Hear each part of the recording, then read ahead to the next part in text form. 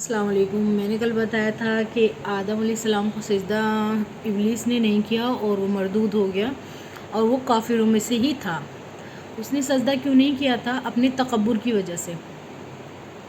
تکبر یہ کہ یہ تو مٹی سے بنے ہیں اور میں آگ سے بناؤں، لیکن وہ یہ چیز بھول گیا کہ اس میں روح اللہ نے ڈالی ہے، اس کو بیلنس اللہ نے کیا ہے۔ وہ دو چیز بھول گیا، ایک چیز اس نے یاد رکھی کہ یہ مٹی سے بنا ہوا ہے، اور اس نے یہ دونوں چیز بھول گیا کہ اس میں روح اللہ کی ہے، اللہ نے ڈالی ہوئی ہے، اور اسے بیلنس بھی اللہ نے کیا ہے۔ اور جو اپنے تکبر میں یہ سب بھی بھول گیا، اپنی بڑائی میں کہ میں تو زیادہ ہوں، تو کیا ہو گیا؟ پوری قیامت تک کے لیے مردود ہو گیا۔ پھر اللہ پاک نے حکم دیا آدم علیہ السلام کو کہ اے آدم ٹھہرو، مطلب اللہ پاک نے کہا ٹھہرو، خالدین نہیں کہا کہ جنت ہمیشہ کے لیے ہے، کہ ٹھہرو، کچھ سکون کے لیے ٹھہرو، اور اپنی وائف کے ساتھ ٹھہرو، یعنی کہ حضرت ماں ہوا کے ساتھ ٹھہرو جنت میں، اور کھاؤ پیو جہاں سے تمہارا دل کرے وہاں سے کھاؤ پیو، لیکن اس درخت کے قریب بھی نہ بھٹکنا۔ وہ درخت اللہ پاک نے یعنی کہ انہیں بہت قریب سے دکھایا، بہت پاس سے دکھایا کہ یہ والا درخت ہے مطلب پیڑ ہے، اس کے قریب مت بھٹکنا۔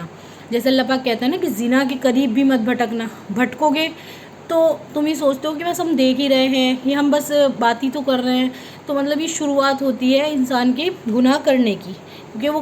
کچھ نہیں پتا شیطان کب برگلا دے، اس میں کبھی اتنے وہ ڈال دے کہ تھوڑا سا اور کر لو۔ اس لیے جس کام کے لیے اللہ پاک نے کلام پاک میں جہاں بھی کہہ دے نا کہ اس کام کی طرف مت بھٹکنا، تو بھٹکنا ہی نہیں ہے۔ تو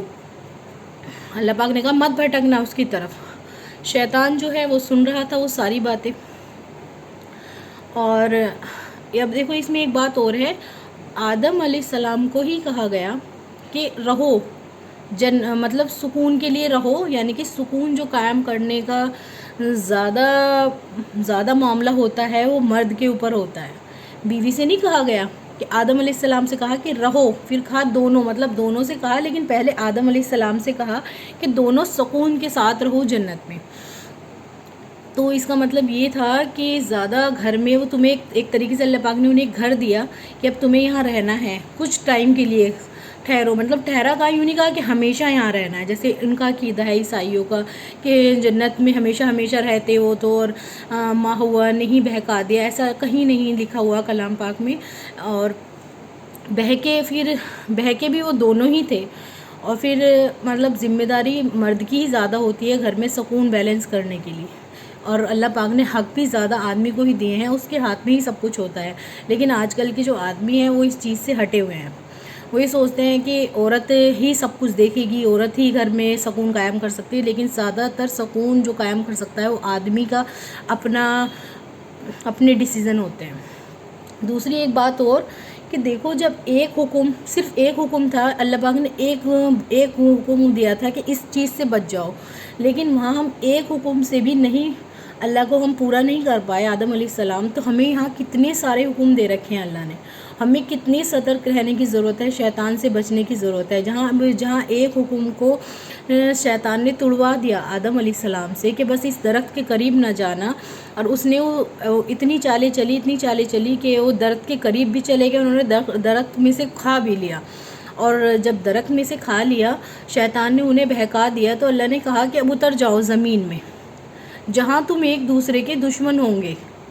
اور اب تمہارے لیے زمین میں سارے کھانے پینے کا سب چیزیں وہاں موجود ہیں، اب تم یہاں سے اتر جاؤ۔ یعنی کہ جو ان کا مقام تھا، آدم علیہ السلام کا اونچا مقام تھا جنت میں، اسے نیچا کر دیا شیطان نے۔ لیکن اللہ پاک نے انہیں توبہ بھی سکھائی تھی، وہ میں اگلی ویڈیو میں بتاؤں گی وہ الفاظ کیا ہے توبہ کے۔ لیکن انسان کو یہی سوچنا چاہیے کہ جب شیطان ہمارا اتنا بڑا دشمن ہے کہ وہ ہمارے چھوٹے سے ہم ایک بھی عمل کو ہم کرنا چاہیں تو اس میں بھی ایک پورا کھڑا ہوا ہے، تو ہمارے پاس تو اتنا بڑا کلام پاک ہے، ہمیں اتنے سارے احکام کو اپنی زندگی میں فالو کرنا ہے، تو شیطان ہمارے پیچھے کس قدر لگا ہوا ہوگا، ہم کس قدر بچ کے چلنے کی ضرورت ہے، ہمیں ہر قدم پھونک کے رکھنے کی ضرورت ہے۔